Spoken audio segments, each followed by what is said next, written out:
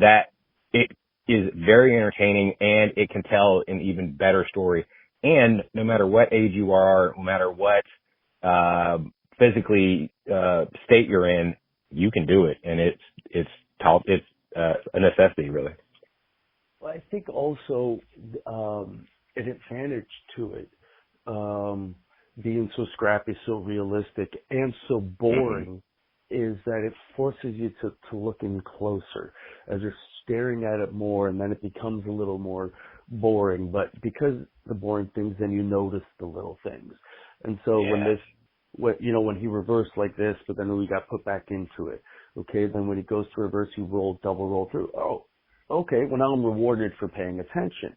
And then you get people appreciating that. And then by the time we have a little separation, whether it's a heel grabbing the rope or something that doesn't work, and it calms down, and people realize they've seen something they haven't seen in a while. It's just very different. Wait a second. This stuff is real. I don't know if I like it or not, but it's real. And then all of a sudden we have a drop kick, we have a body slam, and now whoa, and action's flowing. So I think there's something to it, but I think there's also stuff to, Orange Cassidy or Vikingo or whatever, you name the stuff. Yeah, I mean, what you're kind of talking about, you're building a foundation, and then you can do all the other stuff because as pro wrestling should be that, that sport, you're feeling each other out first, and then you're like, okay, I know I can do this now because they didn't reverse this, or they didn't protect themselves here, or, the same thing you see with MMA. Like, a lot of times the guys will come out and just try to throw hands and throw bombs, but a lot of the first round is them kind of feeling each other out and figuring out what they can do and what the other person is not reacting to. And then the second round, a completely different situation. And as you touched on earlier, pro wrestling is that 3-act situation. So that first act can be the feeling out, and then the second act is the building on or the domination, and then the third act is, you got to bring it home at some point, but then either the villain is going to come out on top or the hero is going to come out on top. And so you have to then, how did they get there? Why did they win the match? And in what way did they do that? And even by doing matches like that so often, that we could even go from a feeling out process directly into a finish, and it would be so jarring, you catch people by surprise, whoa, and then all of a sudden it gets people paying attention to the minutiae again. In the same way that an MMA fight could end in a feeling out process to a knockout punch or whatever, obviously this stuff, you're going to enjoy MMA more than I am because you watch it and you know what they're going for. You know that if he can get this, he's got that. So that's why this guy's panicking like that. Where I wouldn't really understand it. The advantage of pro wrestling is that we're able to tell the story exactly how we want. So if we're good at it, we can accomplish great things. No, you're right.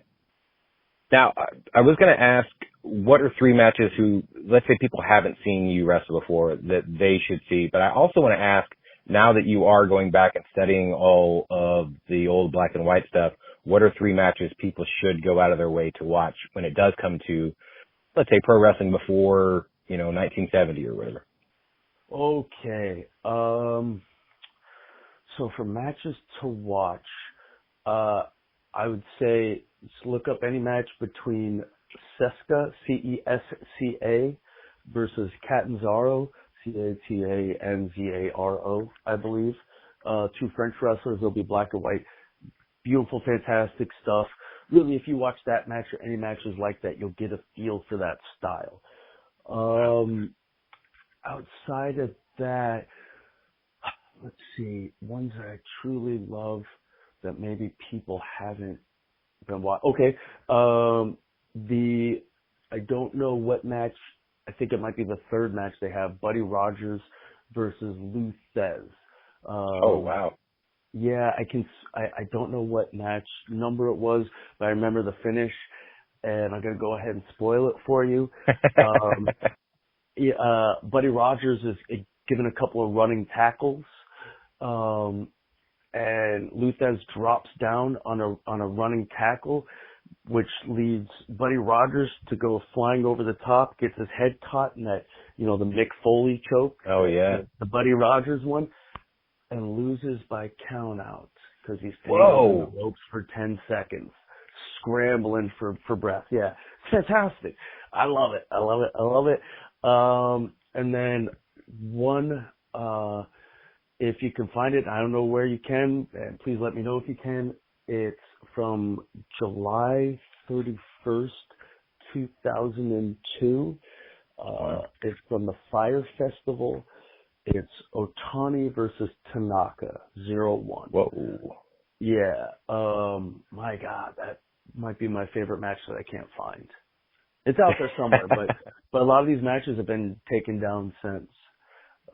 So yeah, those would be the three. Wow. Now, what are 3 matches of yours that people should watch if they've never seen you wrestle? If you've never seen me wrestle, okay, I would say Ibushi in the Cruiserweight Classic. That's right. That match was so good. So that would be like my most for what I go for in wrestling, like a storytelling and emotion. That would be the one that I think is on the biggest platform that has hit. And then I would say other matches that I'm proud of that people might not have seen would be Alex Shelley, myself in 0-1, and Paul and myself versus Casey James and Idol Stevens. I don't remember the pay-per-view, but it was one of those no mercy, vengeance, not one of the big 4. Right. Man, those are good. They're all great. Yeah. Now, I have a segment on the show I call it the 5 count. It's just 5 random questions. Just Cool. answer as quick as possible. Let's do it. What would your last meal be? Sloppy Joes. Dang. I do mine over rice, actually. It's weird, Ooh. and people are not a fan. I'd do that instead of the bun. I think it's better. Oh, so I've had Mocha Loco before, like the hamburger patty that they're doing. Yeah, okay, I get it. Yeah, interesting. Oh, okay. I have to try that now. Oh, you never had Mocha Loco? Oh, no. So the hamburger patty, they do. It's a big deal in Hawaii. It's a plate of rice. Then they take a hamburger patty. They'll put either sautéed onions or like those French onions that you get in the can, the fried ones, and gravy and a mushroom gravy on top. So it's just beef, gravy, and rice. Anyways, it might be that is right up my alley. Yeah, I like everything you said except for the onion part. I'll take those off, but everything else is great. Oh, and a fried egg. They put a fried egg on top. Oh, see, now you just made it better. I gotta. Okay, good. Okay, Yeah. I'm gonna do that. I'm gonna make that for myself this week. Sweet. If you owned a liquor company, brewery, winery, or coffee shop, which one would it be, and what would the name be? Oh, so I could own a winery, liquor, brewery, or coffee shop. Is that right? Yes. Well, I guess which one are you more a fan of, and then I guess what would you name it? Oh, so wine would be last. Not that I like wine fine. I had 2 cans of it last night. Hey, there's nothing wrong with that. So I'll tell you, I'm a big fan of that. I had some brandy with my coffee this morning. I'm a big fan of beer. Oh, beer might be my favorite of the bunch. Yeah. So I think I will go with Grandpa Ted's Sloppy Shop will be the name of my beer company. I love that so much. Thank you. Grandpa Ted's Sloppy Shop. That's my new beer. Yeah. All right. I think we make that happen. I hope so, John. What music were you into when you were a kid, and what music are you into now? Oh, wow. Okay. When I was a kid, I was into Weird Al, Oldies, and Louis Armstrong was my favorite as a youngster. Dang, wow. And as an adult now, my favorite band is Tool, but the music I listen to when working out is like 80s music. 80s, like, not necessarily like modern talking or Right. that type of stuff. Yeah. Wow, nice. I love Louis Armstrong and Tool as well. So you're speaking my Oh, hell language yeah. here. Hell yeah. Yeah. Who or what inspires you?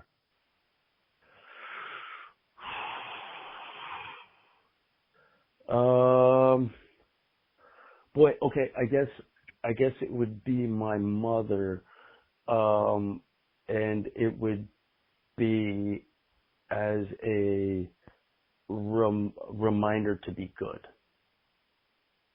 That's awesome. What would you tell your 17-year-old self? I would tell your 17-year-old self, what I would say is this, like my 17-year-old self, if he saw the 43-year-old me, the 17-year-old self would be really happy. And so I guess it would be I wish the 17-year-old me could say, dude, you did it. And that's what I wish would happen. Yeah. Cause the 17-year-old me would be happy that I would still be involved in wrestling in any way, shape, or form, that I ever made it in wrestling in any way, shape, or form. He'd be really happy to know I did that. So I guess I'd say, hey, go easy on yourself. You did it. That's so cool. Now, if people wanted to follow you online, buy your merch, see you live, learn more about you, how can they do all the things? Most of that information I think would be on YouTube, or not YouTube, at the Twitter. I mean, Twitter at Mr. Brian Kendrick. There it is. Brian, thank you so much for your time. I love this conversation. I feel like we could have talked for hours. Next time I'm in LA or next time you're in Texas, we need to get together and go have a beer together for sure. I'll tell you what, my buddy and I are planning on going down to Dallas on the 22nd of November. He's a big JFK fanatic, and so he said, this is the year we got to go. So I might just take you up on that beer in a couple of months. I'm down for the JFK stuff because I've lived here my entire life and have never gone over there. I mean, I've been there obviously, but I've never taken the time to actually take in everything. So I'm down for the beer and JFK. Beautiful. I'll see you in a few months then, John. Perfect. I love it. Brian, thank you so much for your time. I can't wait for next month. We're going to do some JFK and some beer. Thanks, buddy. You take care. All right. Thank you, sir. You too.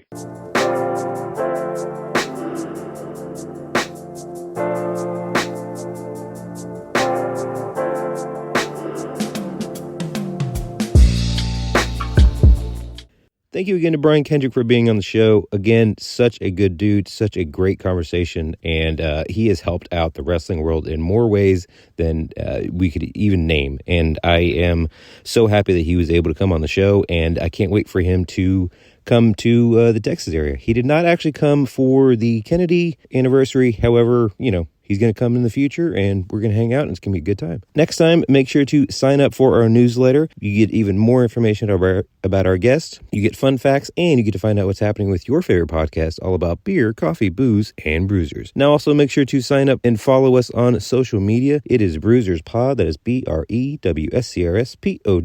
on the Instagram, the Threads, and the Twitter. If you want to send us an email, it is brewserspod@gmail.com. And if you want to follow me personally, it is Rodie John. That is RODIEJON. Rodie John is the name on the Twitter and on Untapped, in case you want to find out what I'm drinking. And if you would like to follow me on the Instagram and the Threads, it is official Rodie John. So until next time, make sure to enjoy life, drink local, and cheers.